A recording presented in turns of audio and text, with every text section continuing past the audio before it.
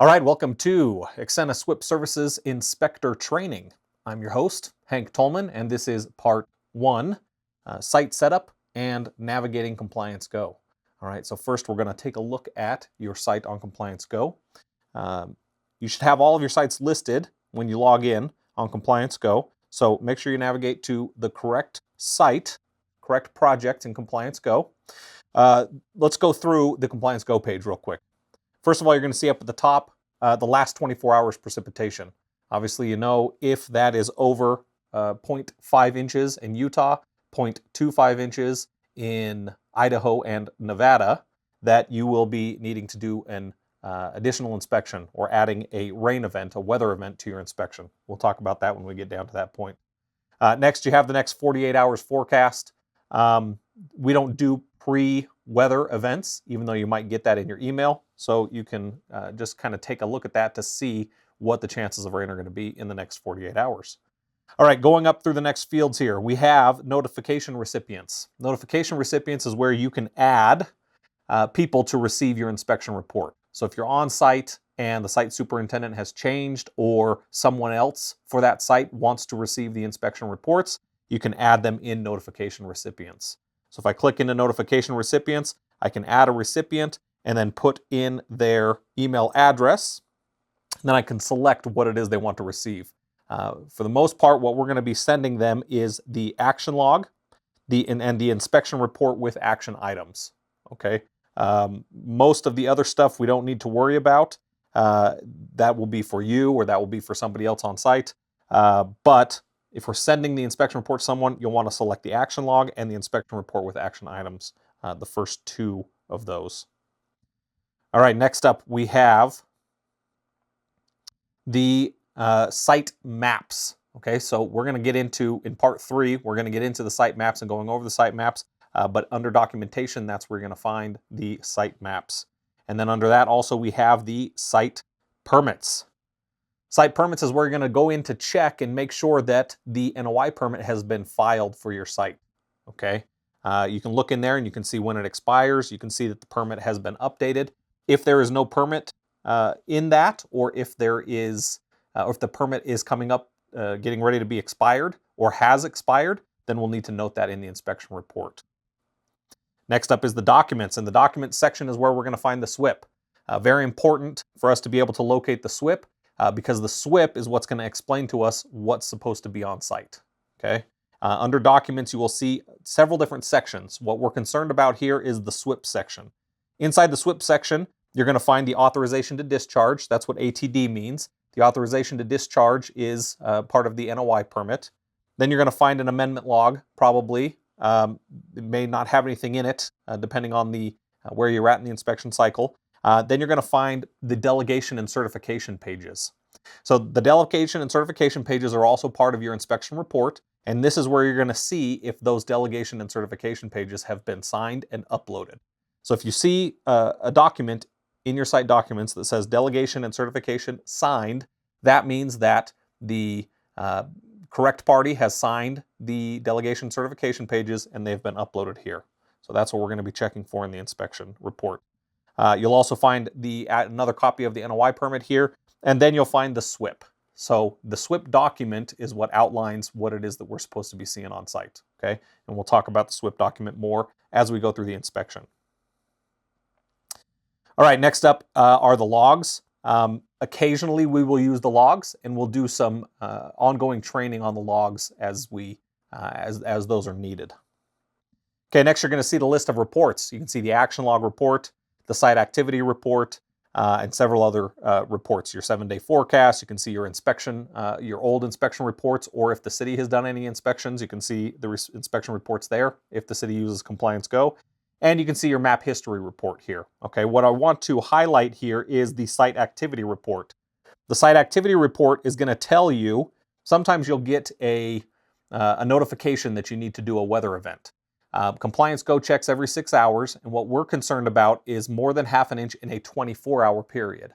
ComplianceGO checks every 6 hours, and sometimes that crosses over to a separate day. So if you get a notification that your site has received more than ½ inch of rain, that may have crossed over between different days, and yesterday may have not been a complete half inch. Today might not also be a complete half inch. So we're going to go check there before we go out and do the inspection report. That's what you come into the site activity report for. You find the day, and then it's going to tell you the amount of rainfall that happened on that day.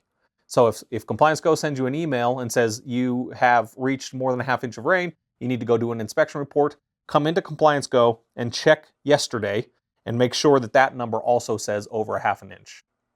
Otherwise, we don't have to worry about a weather event that day. All right, that's the site activity report. Next, we're going to go down and continue. Next, you're going to see action items. You're going to have a list of the action items. That's going to tell you how many action items are still open. That number is going to be how many action items are still open on the site. If that number is red, that means that the action items have not been closed off in the appropriate time frame and they are now late. If that is orange or gray, then that means that those action items are still within the time frame to be conducted. Next, you're going to see your inspection history. Here, you're going to be able to look at any inspections that have been completed. Every time you're on site, you should come into the inspection history and check to see if there has been a inspection completed by the MS4. Now, if your MS4 doesn't use ComplianceGO, those are not going to be in there unless Jen uploads them. But it's a good idea to check in the inspection history to see if any other inspections have been completed since your last inspection. Next is going to be the inspections calendar, and that's going to show you what days you have your inspections scheduled for. All right, moving right along. Under the inspections calendar, you're going to see your due or scheduled inspections, okay? The inspections will become due on the day that you're supposed to do them, and your scheduled inspections will just show that they are scheduled out for the day when you're supposed to complete them. So we're not going to start the inspection just yet. That'll be part 2. We're going to move on to the General tab. Under General, you're going to see Information. This information has information about the address of the site. It has information about who to contact on the site and information about how large the site is. So this information is what you're going to use to find the site. Let's say you've been out to the site maybe once, but you're not really sure how to get there. You can come onto here and see the address. The address will link you to Google Maps on your phone or on your tablet, and you can use that link to navigate to the site. Next, you're going to have a phone number for the site contact. It's going to say phone, and then it's going to have division or company, that's the client, and then it's going to have the name of the contact. If you're in your site information and you don't have a phone number and a site contact name in here, then you need to get in contact with Jen as soon as possible to make sure that we can find out who the site contact is on site and their phone number so that you have that information in there. It is critical on every inspection that you communicate with the site contact. So after your inspection is complete, you need to call your site contact and leave a voicemail if they don't answer, or send a text message if they don't answer. But you need to communicate with that site contact every time. So if that information is not there, please get in contact with Jen as soon as possible so that you can make sure you have that. Next up, we have the notes.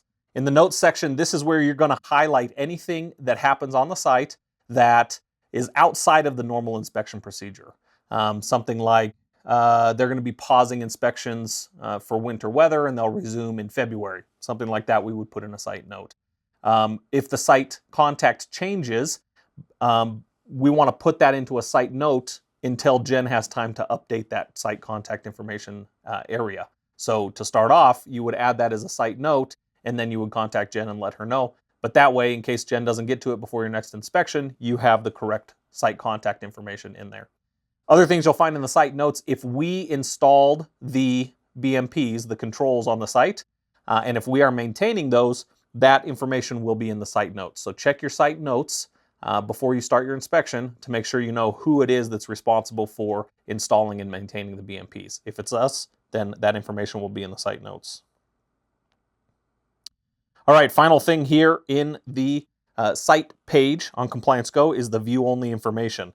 This is where you find the information that needs to go on the NOI posting, on the site sign in the NOI posting. So the first thing you'll see on there, you'll see a big QR code. That will also include the site link. And if you click on that site link, then you can copy it. It'll copy to the clipboard, and you can send that to anybody who needs it. So if the person that you're working with on site, if the site contact, or let's say maybe the municipality or a regulator, if they want to have access to the site and they're not sure how to scan the QR code that's on the sign, you can click that site link button right there, and then you can email that or text it to whoever needs to have that information, and they can look up the site on their phone. The last one is a view print. That will give you a copy of the site notice. If you hit that, you'll be able to print that out to put onto the site sign. Okay, that's where we get the site notice from to put on the sign. If you need, Jen can print one of those out for you and send it to you, or have it printed at a location where you're at that's closer to you, so that you can pick it up and have that to put on the site sign.